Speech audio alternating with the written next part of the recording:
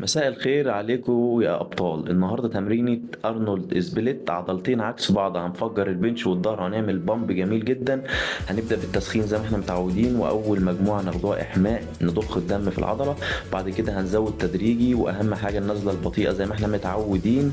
تنزل بطيء جدا، تحمل على ألياف البنش، تفجر البنش. هنلعب 3 4 مجموعات في 10 عدات بوزن مناسب، ونزود الوزن تدريجي. بعد كده هنخش على البار الحر للعضلة العريضة في الظهر. من أجمل التمارين، تمرينة مركبة طبعا. هنلعب 3 مجموعات في 12 عدة، وهنحط وزن خفيف ونزود واحدة واحدة. من أجمل التمارين اللي بتعرض الظهر طبعا. أهم حاجة التكنيك فيها، وتعصر فوق وتنزل نزلة بطيئة. تسحب تحت بطنك كده وتسحب وتنزل نزلة بطيئة. بعد كده هنخش على الدفع للبنش، هنفجر بيها البنش.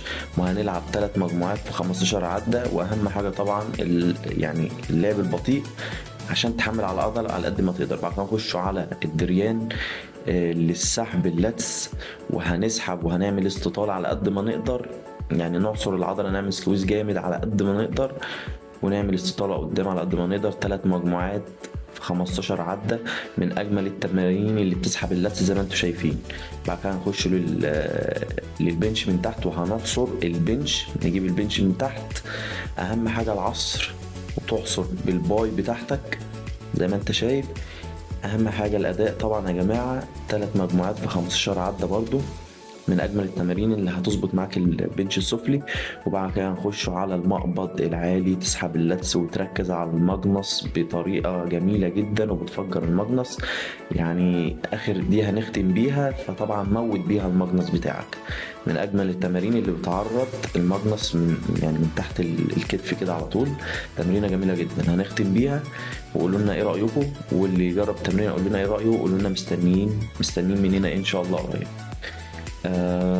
لمحة بسيطة عن التمرينة. تمرينة فيها بتشغل البنش كله 3 مجموعات، بتشغل فيها الظهر كله برضو ب3 زوايا.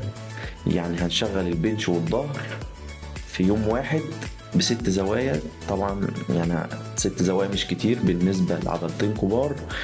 واهم حاجة التكنيك، وتلعب بأداء مظبوط هيموت معاك البنش والظهر. وطبعا لازم نظبط اكلنا مع تمرينة زي دي، ونظبط اللعب بتاعنا، هتاخد منها نتيجة جميلة جدا. طبعا اهم حاجة اللي انا اكفي احتياجي يا جماعة. عشان اعوض التمرينة، اعوض الالياف اللي اتقطعت في التمرينة، اعرف اعمل استشفاء. الكلام ده كله مش هيتعوض غير من ان انا ادي احتياج جسمي اللي هو عايزه والراحة. غير كده مش هعمل اي حاجة. التزم عشان الاقي. قولوا لنا ايه رأيكم.